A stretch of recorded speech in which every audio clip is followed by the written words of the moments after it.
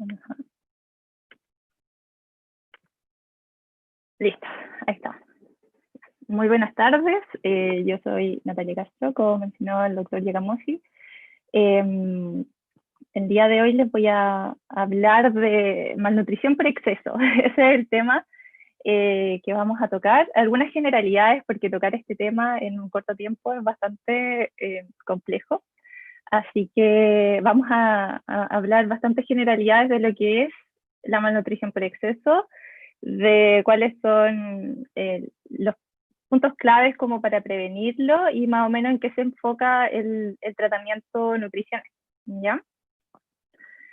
Entonces, para introducir un poco el tema, el contexto que estamos actualmente es que efectivamente la malnutrición por exceso es un problema de salud que ha ido en aumento y que nosotros sabemos que tiene varias complicaciones al corto y a largo plazo, ¿ya? Y lo más importante de esto es que se puede prevenir, ¿ya? Si vemos algunos datos de la Organización Mundial de la Salud, para el 2016 ya habían 124 millones de niños y adolescentes que tenían obesidad a esa fecha, comparado con 11 millones que habían en 1975. O sea, ha aumentado 10 veces lo que es la obesidad en este grupo de la población, ¿ya? Y en nuestro país la situación tampoco es muy buena. Como vemos, estos son los datos del mapa nutricional de la JUNAEP, que todos los años, ¿cierto? A principio de año, nos informa de cómo está el estado nutricional de los niños que están en las escuelas y colegios que tiene la JUNAEP, ¿cierto? Y vemos que la malnutrición por exceso, es decir, cuando hablamos sobre peso, obesidad, en quinto básico alcanza el 60%, y en kinder, primero básico y prekinder, 50% de los niños tienen sobrepeso o obesidad, y en primero medio alcanza el 47%. Y de este total de niños, los que tienen obesidad es más o menos la mitad. Por ejemplo, en quinto básico, 27,9% tiene obesidad, ¿cierto? En primero básico, en kinder, prekinder, 24%, y en primero medio, en 15%. O sea, la situación igual es bastante compleja de los datos obtenidos el año pasado. ¿Y cómo nosotros podemos definir? ¿Cómo nosotros en la práctica definimos la obesidad? La verdad es que la definición es un aumento de la masa grasa a un nivel que afecta a la salud, ¿ya? Pero técnicamente, para hacer el diagnóstico, nosotros evaluamos en el mayor de 5 años lo que es el índice de masa corporal, que es el peso dividido la altura al cuadrado. Y con este resultado nosotros vemos en las curvas de crecimiento de la Organización Mundial de la Salud en qué canal de crecimiento está, ¿ya? Entonces ahí aparecen unas curvas y nosotros vemos si está en la curva del D+1, entonces está sobrepeso; si está en la curva +2, entonces el niño está con obesidad; y ya si está en la curva del +3, en la obesidad severa. La gran limitación que tiene el IMC es que no nos diferencia entre la masa grasa y la masa magra, ¿ya? ¿Pero por qué se utiliza? Porque es una medida que es útil a nivel de la población y se ha visto en varios estudios que se correlaciona mayor IMC a mayor mortalidad, mayor riesgo de enfermedades cardiovasculares, diabetes, entre otros, ¿ya? Entonces, ¿qué es lo que quiero decir con esto? Que el peso no lo es todo. Nosotros es importante saber igual cómo va la composición corporal, porque una persona puede tener más peso en función de tener también más masa muscular, ¿ya? Así que hay que tener ojo también cómo uno va interpretando estos parámetros. Y esta imagen se las quise poner porque llegar a desarrollar esta malnutrición por exceso, ya sea sobrepeso o obesidad, depende de muchos factores. Si bien teóricamente la base es que uno consume más energía de la que gasta, o sea, hay un desequilibrio en esto, que ocurra esto también depende de muchas cosas, y entre ellas nosotros tenemos que también saber que se ha estudiado y hay varias teorías apuntando a que esto vendría porque nuestros ancestros, pensando ya como qué es lo que pasó antiguamente, tenían que sobrevivir periodos de subnutrición donde no tenían cierto acceso a alimentos. Entonces eso mismo hizo que sus genes cambiaran para favorecer una sobrealimentación, que nosotros gastáramos menos energía y hiciéramos menos actividad física. Es decir, que nuestros genes cambiaran para ahorrar energía, para poder enfrentarnos a estos periodos en que no íbamos a tener alimentos, ¿ya? Y esto también se ha estudiado, por ejemplo, en sobrevivientes de periodos de inanición, que es lo que ocurrió que se estudió en la hambruna holandesa en la Segunda Guerra Mundial, en donde hubo un bloqueo de alimentos de Alemania a Holanda, y en donde las madres que estaban embarazadas en ese momento tuvieron desnutrición, y se vio que se siguió a su descendencia y se vio que toda su descendencia, o la mayor parte, tenía una alta proporción de enfermedad cardiovascular, obesidad y muchas enfermedades metabólicas. Entonces, de ahí se postula que que haya, por ejemplo, un periodo adverso de la madre puede favorecer la modificación de genes en el niño que los van a tener o lo van a llevar a tener una mayor predisposición a desarrollar obesidad y a tener enfermedades crónicas, básicamente. Entonces, igual, ahí la genética puede jugar un papel muy importante. Y si nosotros pensamos también en nuestro país, por ejemplo, en los años 60 había una alta prevalencia de desnutrición. Entonces, antiguamente también, o sea, antiguamente de ese periodo también. Entonces, igual eso puede condicionar cambios genéticos que favorezcan que uno ahorre energía y que sea muy difícil también gastar esta energía, ¿ya? Otros aspectos que son importantes y que pueden favorecer el desarrollo de la obesidad en niños y adolescentes son factores intrauterinos, por ejemplo, que haya obesidad en la madre, el peso gestacional, pero el peso gestacional relacionado a cuando se sube mucho de peso durante el embarazo o se baja de peso y hay desnutrición materna. Eso también condiciona un mayor riesgo de desarrollar obesidad. Cuando hay diabetes gestacional, hipertensión en el embarazo que no se maneja adecuadamente, es decir, el ambiente intrauterino es muy importante, ¿ya? Y otros factores como los ingresos, el estatus socioeconómico, los ingresos determinan también la disponibilidad de alimentos, la situación urbana-rural. Antiguamente se pensaba que en las áreas rurales había menos prevalencia de obesidad y la verdad es que ahora se ha estudiado eso y en las áreas rurales hay incluso más elevada la prevalencia de obesidad que en las áreas urbanas, ¿ya? Y el estado socioeconómico finalmente determina o contribuye un poco a cómo van a ser los estilos de vida, ¿no? La actividad física, ¿cierto? Que igual es importante en este gasto, en este desequilibrio entre gasto e ingesta, la actividad que hay sedentaria, el tiempo de pantalla, ¿cierto? Y en relación a la alimentación, algunos factores que favorecen la aparición de obesidad es la lactancia materna, cuando no es, porque la lactancia materna tiene un rol protector frente a la obesidad y al sobrepeso, cuando se realiza de manera exclusiva, al menos por 6 meses, la ingesta de alimentos de alta densidad energética, que más adelante toco un poco más este tema, la ingesta de bebidas azucaradas, de comida rápida, comida lista para el consumo, ¿ya? El consumo de desayuno, la falta de consumo de desayuno en general, que sabemos que sobre todo los escolares y adolescentes no son muy buenos para tomar desayuno, es igual está asociado a mayor riesgo de desarrollar sobrepeso o obesidad. La disponibilidad que tenemos actualmente de comida rápida, el saltarse las comidas, porque saltarse las comidas, finalmente lo que uno logra con eso es llegar con más hambre al otro tiempo de comida y comer en mucha más cantidad. El marketing también de los alimentos, que nos impulsa a comprar ciertos alimentos que no son de muy buena calidad nutricional, deficiencias nutricionales. El sueño también es sumamente importante, se ha visto, para la regulación de la ingesta. Entonces, es importante tener una buena calidad del sueño, duración. Y también los padres influyen un poco, primero, que son modelos para sus hijos. El fumar, en general, también está asociado cuando los niños están en un ambiente donde hay humo de cigarro, aumenta el riesgo de ciertas condiciones metabólicas. Los horarios de trabajo, ¿cierto?, que les impiden estar con sus hijos en los tiempos de comida. Es decir, son muchos factores los que van a favorecer, ¿cierto?, este desbalance entre el gasto de energía y lo que se ingiere, ¿ya? Técnicamente, para que una persona suba 1 kilo de peso, necesita acumular una ingesta de calorías de aproximadamente 7.000 calorías, ¿ya?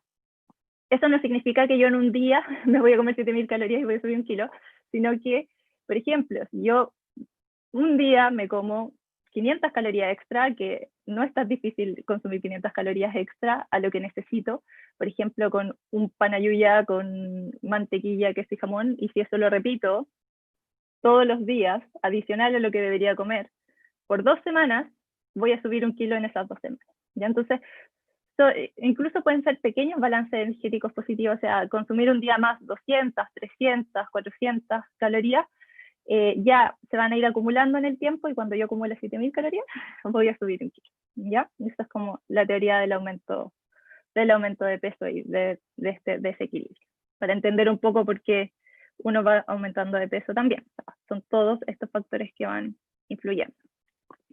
Y aquí hablarles un poquito del tejido adiposo porque creo que es importante entenderlo. El tejido adiposo, ¿cierto? Que es este órgano que nosotros tenemos, que está formado por estas células que se ven aquí, que se llaman adipocitos, ¿ya?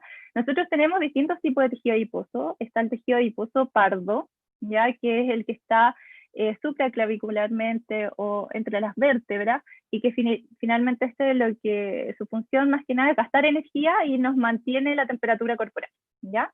Y tenemos otro tejido adiposo que es el blanco, ¿ya? Este acumula energía, no gasta como el pardo, acumula, y hay dos tipos de tejido adiposo blanco que podemos encontrar. Tenemos el visceral, que este es el más peligroso. El visceral, el que se encuentra rodeando los órganos aquí a nivel retroperitoneal, mesentérico, que por ejemplo el problema es que este se asocia a todo lo que son las enfermedades crónicas, básicamente porque este tejido adiposo, grasa que se acumula aquí a nivel abdominal, tiende a drenar también hacia el hígado, que está muy cerca, hacia el hígado, a través de la vena porta hacia el páncreas, y se empieza a acumular ahí la grasa y a generar enfermedades como el hígado graso no alcohólico, insulinoresistencia, etcétera, resistencia a la insulina, etcétera. ¿Ya? Entonces, por eso nosotros igual, además de medir el peso, la talla, medimos composición corporal y medimos circunferencia de cintura, porque esa acumulación de grasa visceral es la que se asocia con las enfermedades metabólicas, ¿ya? Y hay otro tipo de tejido adiposo blanco, que es el subcutáneo, que también se acumula un poco a nivel abdominal, a nivel glúteo, femoral, ¿cierto? Y que esta en general, el aumento a ese nivel o acumulación de grasa a ese nivel nos asocia a enfermedades crónicas como si lo hace la visceral, ¿ya? Y sirven como una capa aislante más que nada que almacena energía. Ahora, ¿de qué va a depender de que uno acumule grasa a nivel visceral o subcutánea? La verdad es que cuando se va aumentando de peso, porque el exceso de energía se almacena como grasa, cuando se aumenta este peso, la verdad es que se aumentan los dos, la grasa visceral y la subcutánea, y si se va a acumular más a visceral o subcutáneo, va a depender básicamente de factores genéticos, ¿ya?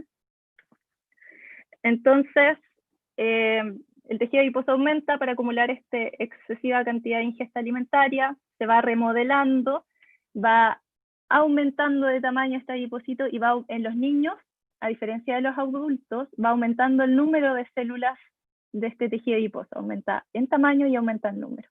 El problema de aumentar en tamaño es que este tejido adiposo va creciendo, creciendo, creciendo y no se va irrigando bien con sangre, y no le llega bien oxígeno, entonces empieza a haber algunas modificaciones como tipo necrosis y empiezan a generar sustancias inflamatorias este tejido adiposo, y por eso las personas que cursan con obesidad o que están con obesidad están con un proceso inflamatorio de bajo grado, no es que estén como con mucha inflamación, sino que están constantemente con un proceso inflamatorio asociado a este exceso de tejido adiposo. Entonces, este exceso de tejido adiposo que se va acumulando, también el exceso de grasa se acumula, como se ve aquí en esta imagen de acá, se va a acumular en el corazón, como yo les decía, en el hígado, en los riñones, afectando el funcionamiento de todos estos órganos, y finalmente lo que nos lleva a todas estas complicaciones que vemos acá y que podemos ver en los niños, ¿cierto?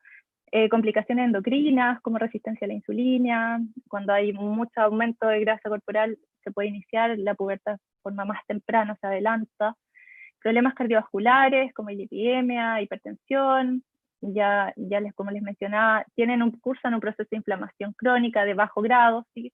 Disfunción endotelial, pueden llevar a desarrollar problemas renales, músculo esquelético, ¿ya? Riesgo de fracturas, pie plano, problemas gastrointestinales, problemas respiratorios como la apnea de sueño, asma, y también problemas psicológicos como baja autoestima, depresión, les pueden llevar a trastorno de la conducta. Y también hay que pensar que un adolescente que tenga obesidad no significa que está bien nutrido, sino que porque muchas veces lo que se consumen son alimentos de mucha energía y muy pocos nutrientes, por lo tanto igual tienden a tener deficiencias nutricionales. Y entonces se ha visto deficiencia de vitamina D, de hierro, entre otras. Y hay algunos periodos críticos que se han estudiado que se asocian a este desarrollo de obesidad y en donde tendríamos que cuidar más a estos niños para evitar que se desarrolle. ¿Ya? Y el primer periodo crítico, que a lo mejor lo han escuchado, son los primeros 1000 días de vida, desde la concepción hasta el final del segundo año de vida. Se ha visto que, por ejemplo, durante el embarazo, como ya les había mencionado, un IMC materno elevado o que la mamá gane mucho peso durante el embarazo ya sería un factor crítico y un factor de riesgo para que el niño vaya a desarrollar posteriormente obesidad, ¿ya? También, si es que el niño, por ejemplo, nació prematuro, si es que va ganando mucho peso, aumentando muy rápido de peso, también evidentemente eso aumenta el riesgo que tenga obesidad más adelante, ¿ya? Este sería el primer periodo crítico como para poder prevenir, ¿ya? Porque, como ya les mencionaba, hay 3, entonces los primeros 1000 días de vida. El segundo periodo es el rebote adiposo. ¿Qué es el rebote adiposo? Cuando, fíjense, desde el nacimiento, ¿cierto? El niño va aumentando de peso, aumentando su IMC, por ejemplo, evaluado acá, aceleradamente. Su peso aumenta, aumenta, aumenta, hasta llegar como a un pic al año, ¿ya? Y después, que baje esta curva no significa que vaya disminuyendo de peso el niño, sino que se va enlenteciendo el aumento de peso, va haciendo más, la velocidad de crecimiento es más lenta, ¿ya? Entonces va creciendo más lento el niño comparado como lo hacía durante el primer año de vida, y esto es más o menos hasta los 5 o 7 años, y después de los 5 o 7 años viene lo que se llama el rebote adiposo, que vuelve a aumentar la velocidad de crecimiento muy aceleradamente hasta llegar a la pubertad.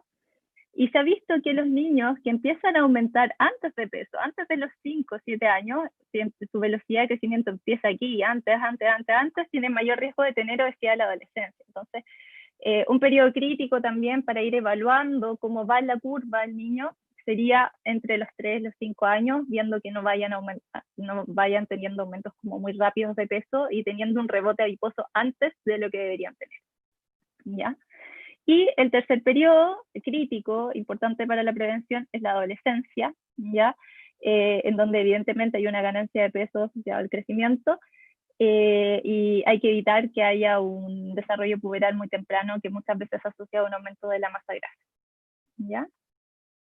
¿Y por qué es importante evitar esto? Porque la mayoría de los adolescentes van a continuar con obesidad en la adultez. Entonces, si bien estos son momentos críticos, ¿cierto? Yo se los mencionaba, ¿cómo hacemos prevención, ¿cierto? De esta patología? Yo creo que lo primero que todo hay que crear conciencia de que la obesidad es una enfermedad, ¿ya? Por lo tanto, hay que prevenirla al igual que cualquier otra enfermedad, y dentro de lo posible, ¿ya? Entonces, como yo les decía, el primer periodo crítico es como cuando es en el embarazo y cuando en el niño menor de 1 año, que es el lactante menor, ¿ya? Entonces, el cuidado tiene que empezar lo más pronto posible, ojalá en una nutrición adecuada durante el embarazo, ¿cierto? Evitar, como yo les decía, que se baje de peso, o sea, que haya una desnutrición o que hayan ganancias excesivas de peso, evitar, ¿cierto?, el desarrollo de diabetes gestacional, síndrome hipertensivo, y si los hay, tratarlos adecuadamente. Después, cuando el niño nace, una medida preventiva es la lactancia materna exclusiva a los 6 meses, hasta al menos los 6 meses. Después, otros periodos críticos son el inicio de alimentación complementaria, ¿cierto?, a partir de los 6 meses, ir introduciendo nuevos alimentos, tener paciencia, crear un ambiente adecuado de alimentación también, cuando parten reconociendo estos nuevos alimentos, ¿ya? Y evidentemente no ofrecer desde pequeño, porque no es necesario, azúcar, sal o alimentos ultraprocesados en niños menores de 1 año, ¿ya? En niños ya mayores de 1 año y en preescolares hay nuevamente que considerar que los padres o los cuidadores son modelos de estilos de vida, por lo tanto es importante que el estilo de vida saludable sea en general de la familia, ¿ya? Entonces, Acá al año, que es importante, algunas medidas que se han visto, sentarse a comer con la familia ya que el niño se siente al año, ¿cierto? Introducir comidas nuevas, saludables, no que el niño tenga una comida distinta, sino que la comida de la familia sea más o menos parecida. Condiciones adecuadas durante las comidas, también eso es sumamente importante, sin distractores, no viendo la televisión, no viendo el celular, porque se ha visto que cuando uno está comiendo y está con distractores, tiende a comer más de lo que haría sin estos distractores, ¿ya? Y en una atmósfera positiva también, sin forzar, sin generar presión, es importante. Alimentación variada en porciones adecuadas, ¿cierto? Evitar las bebidas azucaradas, los jugos de frutas, más adelante eso lo menciono. Y nuevamente, si es que no se ha introducido el azúcar, la sal, alimentos ultraprocesados, lo importante es leer los etiquetados. Cuando yo hablo de alimentos ultraprocesados, son aquellos que tienen más de 5 ingredientes. Cuando uno mira el etiquetado y ve que tiene más de 5, ya es un ultraprocesado. Y es importante leer también los etiquetados y ver realmente qué es lo que estoy comiendo, porque muchas veces, si ustedes se ponen a leer, los etiquetados siempre van con el ingrediente en mayor cantidad, es el primer ingrediente en menor cantidad hacia el último, ¿ya? Entonces va de mayor a menor.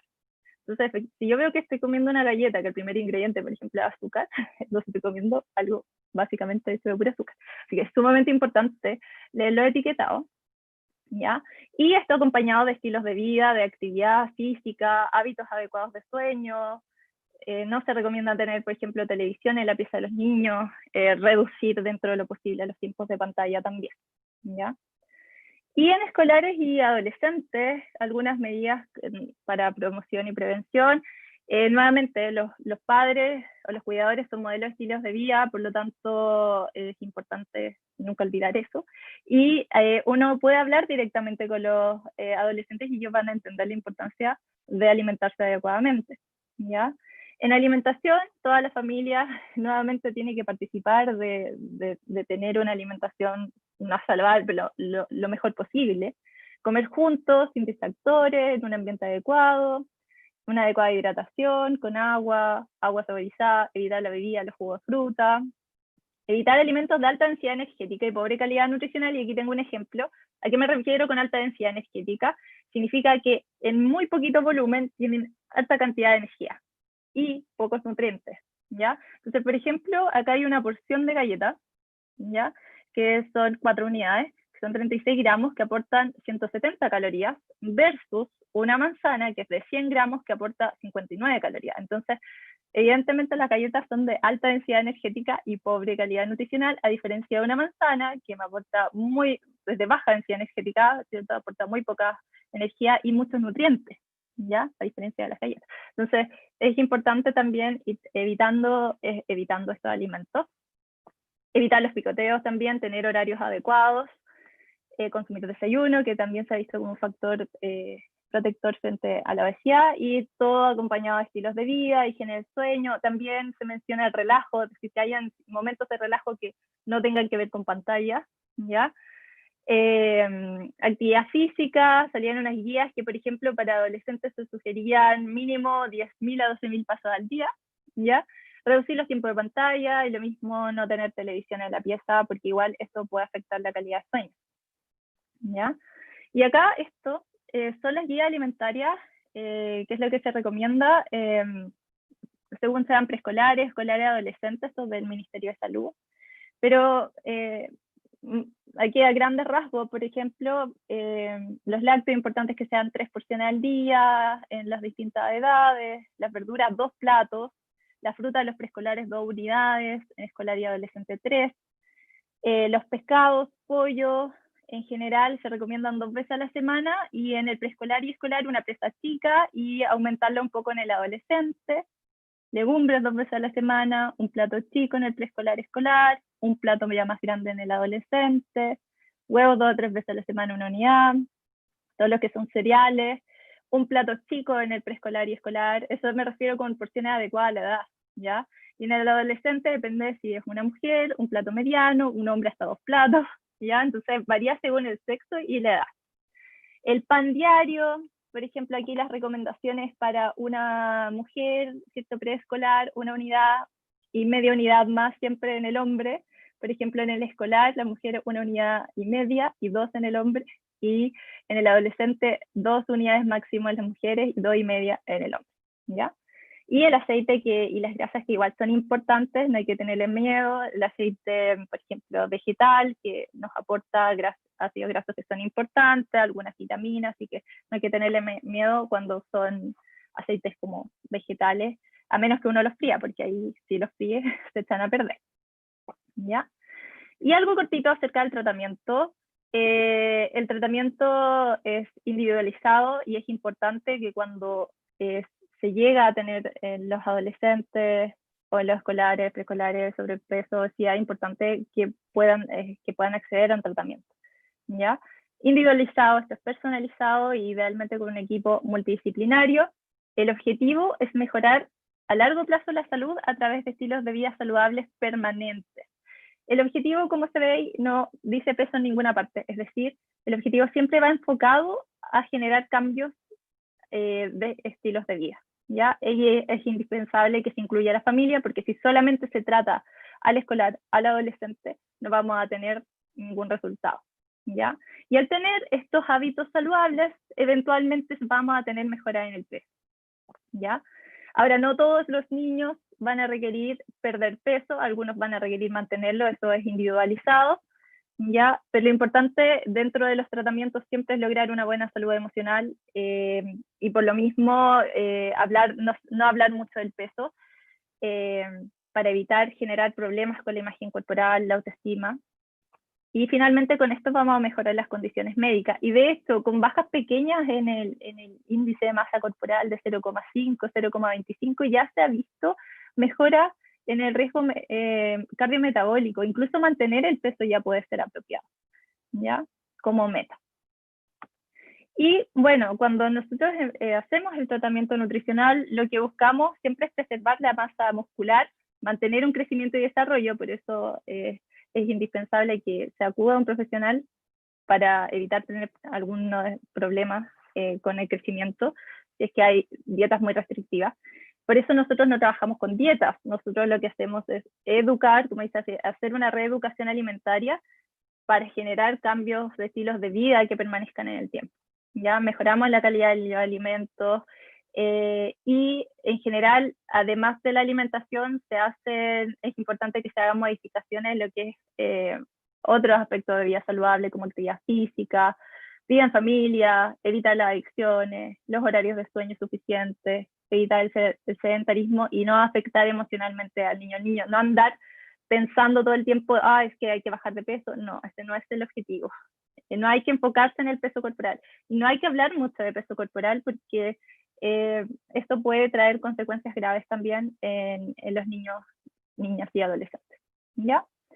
Algunas características de la alimentación en general en las que nos preocupamos es trabajar con consistencias que exijan masticación para generar saciedad. Entonces, en ese sentido, mucho mejor comerse una manzana entera o una naranja entera, como sale ahí, versus un jugo de fruta, que no va a generar la misma saciedad que comerse y masticar la naranja. Y lo otro que el efecto en el azúcar en sangre, en la glicemia, no es el mismo. Se ha visto que, por ejemplo, tomarse un jugo de naranja tiene el mismo efecto en la glicemia que tomarse una bebida, ¿ya?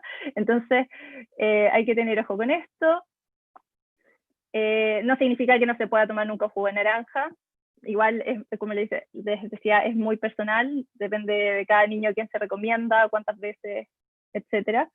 Alta en fibra, de bajo índice glicémico, es decir, que no, ¿a qué me refiero cuando hablo de índice glicémico? Un alimento de alto índice glicémico del azúcar, que uno lo consume y rápido se absorbe a la sangre y aumenta el azúcar en sangre. Nosotros buscamos alimentos que al comérselo, que cuando uno los come, pase a la sangre lentamente el azúcar de ese alimento, ya no eleve la glicemia rápidamente. Y entre ellos tenemos, por ejemplo, los alimentos altos en fibra, como el pan integral, la avena, las legumbres, frutas, verduras. Trabajar con las porciones según la edad, según lo que yo les mencionaba antes, en 4 comidas idealmente, eso igual uno se ajusta a los horarios de la familia. Las colaciones, cuando no pasan más de 4 horas sin comer, 3 a 4 horas sin comer, no son necesarias, pero si pasa mucho tiempo sin comer, pueden ser un yogur, una fruta, una leche, frutos secos, pero cuando comemos frutos secos que controlar las cantidades, como lo que se ve ahí, lo que quepa la palma de la mano y bien cerrada, ya que cierre la palma, no que quede abierta. Tratar de trabajar con sabores y aromas variados, asegurar las proteínas, y eso lo logramos con los 3 lácteos al día, ingiriendo legumbres, carnes, idealmente magras, y en general cuando nosotros planificamos la alimentación lo adaptamos a la edad, a las características educacionales y sociales y del entorno familiar. ¿Ya? Esto es importante, la alimentación debe efectuarse en un ambiente sin distractores, nuevamente lo repito, masticar despacio, y eso es súper importante, disfrutar la comida, masticar 15 veces, contar para acostumbrarse que hay que masticar la comida, saborearla, sentado en la mesa, no de pie o realizando otra actividad, ¿ya? Acá la familia es muy importante, nuevamente lo repito varias veces porque los papás son modelos para los niños, son figuras de autoridad y finalmente moldean lo que son las conductas de sus hijos, ¿ya? En general, los niños más pequeños, los cambios conductuales los tienen que realizar los padres, y en los adolescentes uno se puede enfocar directamente en ello para los cambios y animar obviamente a los padres para que se vayan uniendo a esto, ¿ya? Y algo cortito de actividad física, importante que los niños de 5 a 17 años, al menos 60 minutos de actividad física al día, principalmente aeróbica, mínimo 3 veces también por semana que sea la aeróbica. Y esto es súper importante ahora que estamos tanto en pantalla, y esto es una recomendación para todos, no permanecer inactivos por más de 60 minutos. Es decir, si uno está 1 hora sentado, pararse, moverse un poco por al menos 5 minutos, y ojalá 10 minutos, para mover un poco el cuerpo. Los niños que no son activos, por ejemplo, no es necesario que, por ejemplo, si yo no hago actividad física, empezar al día siguiente con 1 hora, sino que puedo partir con 5, 10 minutos e ir progresando de a poco, ¿ya? Hay que tener ojo con los niños que tienen mucho exceso de peso porque pueden tener algunos problemas asociados a esto y tienen que empezar con alguna actividad que nos genere tanto impacto como bicicleta, natación. Y, por ejemplo, a los niños pequeños se recomienda que hagan actividades no estructuradas, es decir, que jueguen, salten, etcétera. Y a los niños ya más grandes, adolescentes, hay que motivarlos a que puedan hacer actividad extraprogramática, o algún deporte, por ejemplo, etcétera. De tiempo de pantalla, ahora esto es más difícil ahora, pero estas son las recomendaciones. Los niños menores de 18 meses, ojalá no tengan tiempo de pantalla. Los niños 2 a 5 años, hasta 1 hora de pantalla y que sea televisión de calidad con los padres. Y el mayor de 6 años, máximo 2 horas al día de pantalla. Esta es la idea del mes. Ahora, actualmente es más difícil reducirlo lo más que se pueda solamente, ¿ya? Y también se recomienda que las familias tengan tiempo entre ellas sin pantalla, que, por ejemplo, que se junten a conversar, que puedan jugar juegos de mesa, y que tengan ubicaciones en la casa que no tengan pantallas también, como sobre todo la pieza o el comedor, ¿ya? Y lo último que les voy a hablar es del sueño. La semana pasada una presentación súper buena del sueño. Aquí para complementar un poco con el tema de alimentación, porque se ha visto que, por ejemplo, las personas que tienen turnos de noche o trabajan de noche tienen más riesgo de sobrepeso o obesidad. Por eso es tan importante dormir durante la noche y estar activos en el día. Hay que dormir las horas requeridas según la edad. Dormir menos horas aumenta el riesgo de tener obesidad, insulinoresistencia, diabetes. Evita la exposición a la luz durante la noche. La luz es un sincronizador externo a ritmos circadianos. Nosotros secretamos hormonas de acuerdo a la luz o la oscuridad, y si estamos con pantalla o con luz artificial, eso nos va a hacer desequilibrio, y finalmente también nos altera todo lo que son las hormonas del hambre y la saciedad, ya todas las sustancias que controlan esto. Y se ha visto que la gente que no duerme las horas adecuadas o no tiene una adecuada calidad de sueño, al otro día tiene más hambre y normalmente tiene ganas de comer alimentos que son de alta, o sea, que generan más placer, como por ejemplo aquellos que son altos en azúcares, grasa, etcétera, y de ahí la importancia de dormir apropiadamente. Lo otro, cenar al menos 2,5 horas antes de dormir y no comer en la noche, porque eso también está asociado a un alto riesgo de desarrollar obesidad. Y aquí tenemos más o menos cuánto es la hora que se debería dormir según edad. Por ejemplo, en los escolares de 9 a 12 horas y en los adolescentes ya de 8 a 10 horas, que es la recomendación. Y evidentemente eso también va a traer beneficios si se duerme las horas adecuadas en atención, comportamiento, aprendizaje, memoria, etc. ¿Ya? Y eso era algo bien rápido y general, que les quería hablar un poco de lo que es la malnutrición por exceso, ¿cierto? Algunas generalidades en los niños, niñas y adolescentes.